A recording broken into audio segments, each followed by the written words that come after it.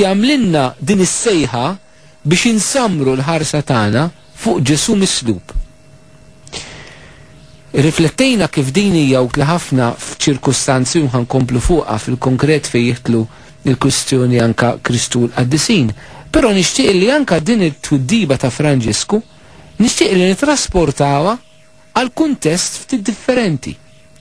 Mo speċjali qed nirreferi għal kuntest fejn fl-Ewropa qed insibu minn mument għal ieħor it-tendenza li qed titfaċċa sabiex titneħħa l-immaġni ta' Ġesu mislub mill-postijiet pubbliċi kollha.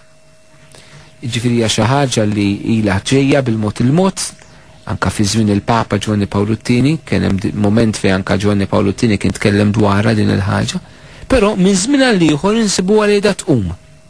U daqqa xejdulna li Ġesu mislub huwa fiża għaliex Ġesu isu mislub isu qed jeżalta d-batija, u daqqa xejdulna b'rispett reliġjoni differenti, u daqqa jgħidulna l-istat huwa stat lajkali allura m'għandux bżonn simboli reliġjużi, u dejjem insibu xi raġuni u skuż oħra għalfejn iridu nneħħu l-immaġni ta' Ġesu minn fuq is-salib fis-soċjetajiet ta' żmienna eżistej. U San Franġisku maqlub qed jgħidilna l-ħarsa tagħkom samruha fuq u dan, samruha fuq. U kanna bżonn nisistej li aħna ma nċedux għal din il-pressjoni. Li aħna rridu tassew verament nejnu n-nies mhux jaqillu l-ħarsa tagħhom minn fuq Kristu msallab, imma li jpoġġu l-ħarsa tagħhom fuq Kristu msallab. Ġesu mislub eżistij, mu offiża l-ħadd. Mu offiża l-ħadd. Ġesu mislub mu qed jeżalta l-ebda tbatija. Ġesu mislub eżistij huwa s-sinjal vera tal-imħabba. Għal min jemmen l-imħabba ta' Alla, għal min ma jemmin Ġesu mislub jurina li l-imħabba qiegħda fis-sofferenza. Li inti titbati biex tħobb u titħobb biex tbati. U allura sistej Ġesu mislub mu fiża l-ħadd mhux vera. Ġesu propju jagħtina dinjità ġdida li tbatija tagħna mhux qed jeżalta tbatija. Imma meta wieħed jidħol fil-qalba ta' kif Ġesu għex is-sofferenza, kif Ġesu offrija dis-sofferenza, kif Ġesu bidel id-batija f'imħabba, kif Ġesu minn fuq is-salib ħafer l-istess nies li kienu din jikkawżawlu d-batija, allura Ġesu fuq is-salib mhux se joħodha kontra s-soċjetà tagħna, mhux se joffendi s-soċjetajiet tagħna, però pjuttost jista' jkun sinjal ta' tama fis-soċjetà tagħna. Soċjetajiet moderni li mhumiex kapaċi jaħfru, l-maħfra m'hemmx post. Ġesu fuq is-salib jfakkarna fil-bżonn tal-maħfra fil-qalb tagħna, il-bżonn tal-maħfra fis-soċjetà tagħna. U għalik b'raġun kollu nistgħu nieħdu l-kliem ta' Franġisku jgħidilna samru l-ħarsa tagħkom fuq dan li jurraj it-tajjeb tagħkom li biex isalvakom għadda mill-passjoni tas-salib. U allura sistijej hekk jew nirriflettu b'mod kritiku, ma nibilgħux kull ma jgħidulna, ma nibilgħux kull ma nisimgħu la mill-politiċi u laqas mill-ġurnalisti, għax ħafna drabi bejdaw it-tnejn il-logħba tintlab. Imma ikonna verament il-fidi li tispirana li tmexxina biex nieħdlu fid-dialogu, però wkoll biex nieħdlu f'azzjoni. Il-fidi li mhix paroli, imma l-fidi li jatassew stil ta' ħajja. ċertament li tifissa ħarstek tpoġġi l-ħarsa tiegħek issammara fuq Ġesu mislub, mhux biss billi jkollna xbijat ta' Ġesu mislub eżistij.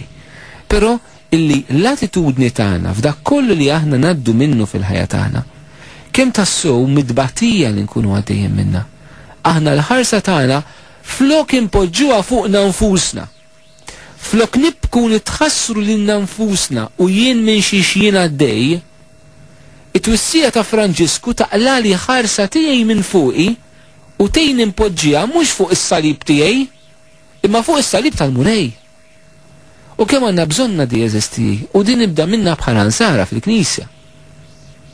Ħafna drabi jeżisti anke fir-relazzjoni tagħna mal-Alla, donnu kollox idur miegħi u mad-batija tiegħi mas-salib tiegħi, donnu Alla jetem biex jara x'jagħmel bis-salib tiegħi u mhux jien nfissa l-ħarsa tiegħi fuq is-salib tiegħu. Imma donnu kollox irid idur madwari u mhux kollox idur madwar il-Mulej Ġesu.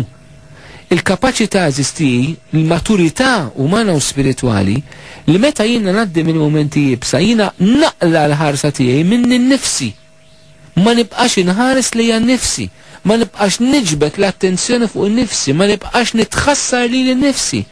Imma l-kapaċità li jiena nista' nħares lejn id-batija ta' ħaddieħor għax dik ukoll hija s-salib tal-mulej u li jitbatija ta' Ġesu ħalli jkunu tama lija ta' fejqan li għalawni biex nejtek minn din it-tendenza li tiġbidni dejjem għat-tħassir tiegħi nnifsi. Tisaqsija lilek innifsek f'dan il-moment. Kemm hu faċli fil-momenti jibsa ta' dbatija li l-ħarsa tiegħek ma ssammarix fuq Ġesu, imma l-ħarsa tiegħek issammara fuqek u fuq il-problema tiegħek.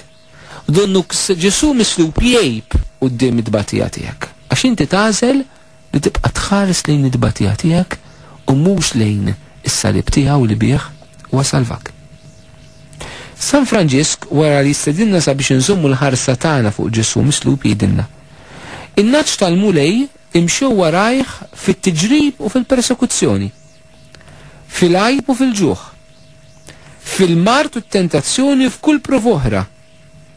U ta' dan kollu ħadu premju minant il-mulej il-ħajja ta' dejjem.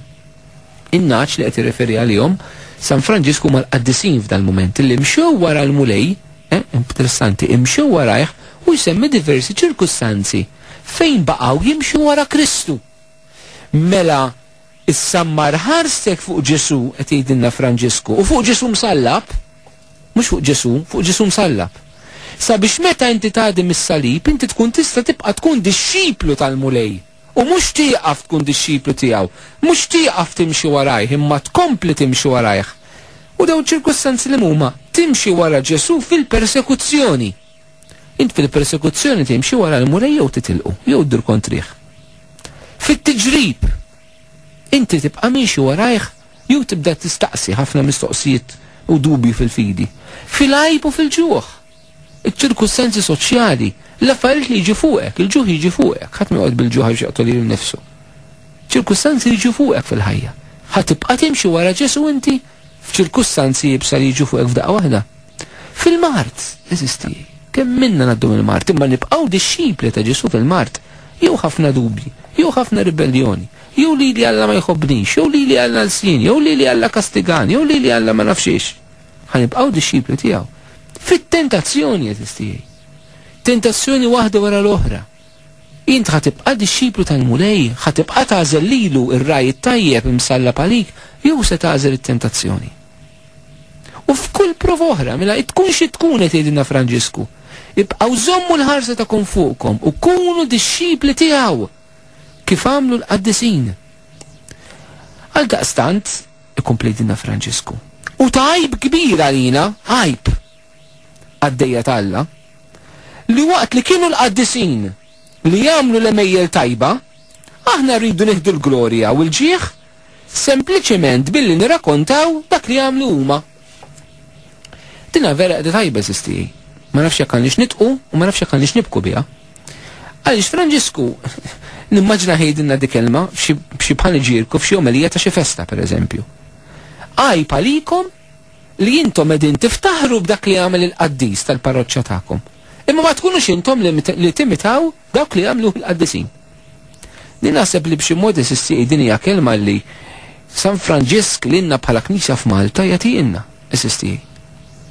Isimgħu daqsxejn u ħalluha tidħol fil-qalb tagħkom. U għajb kbir għalina għaddejja Alla li waqt li kienu l-qaddisin li jagħmlu l-emejjel tajba, aħna rridu nieħdu l-glorja u l-ġieħ. Sempliċement billi nirrakkontaw dak li huma għamlu.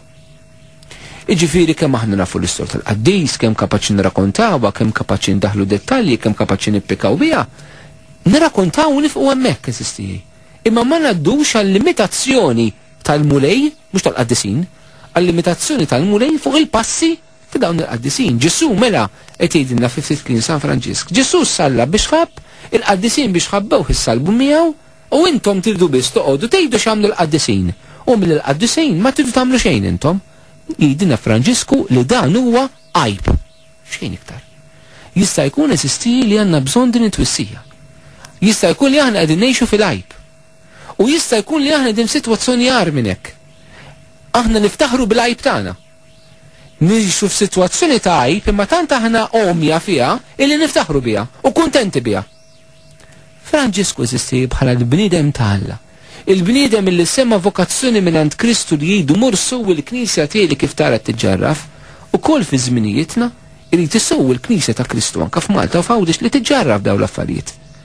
tiġġara fil-komunitajiet tagħna, tiġġara fil-ħajja personali tagħna, meta aħna ngħidew nista' nkunu wieħed jiena x'bħalissa qed nagħmel jiena, qed nirrakkonta dak li kien jagħmel San Franġisk u x'kien jgħid u x'kien jagħmelu. Għajba li wkoll jekk qed nirrakkonta u nċanfar lil nifsi kif bit-tussija tiegħu stess u mbagħad stess ma limitax dak li għamel Ġesu għalina fuq is-salib. U allura din nesistijaj, irrid inħallu dan il-qaddis verament il-fqajjar tas-Sisi ikellimna u jweġġana fil-laħam il-ħaj bit-twissija tiegħu. Jekk hemm bżonn tkun twissija li ġib bidla radikali fil-ħajja tiegħek, li ġib konverżjoni f'ħajtek. Għandna bżonn eżistiji nitbidlu, għandna bżonn li nikkonvertu fuq dawn l-affarijiet. Ħalli mhux biss nirrakkontaw ngħidu x'nafu, imma x'namlu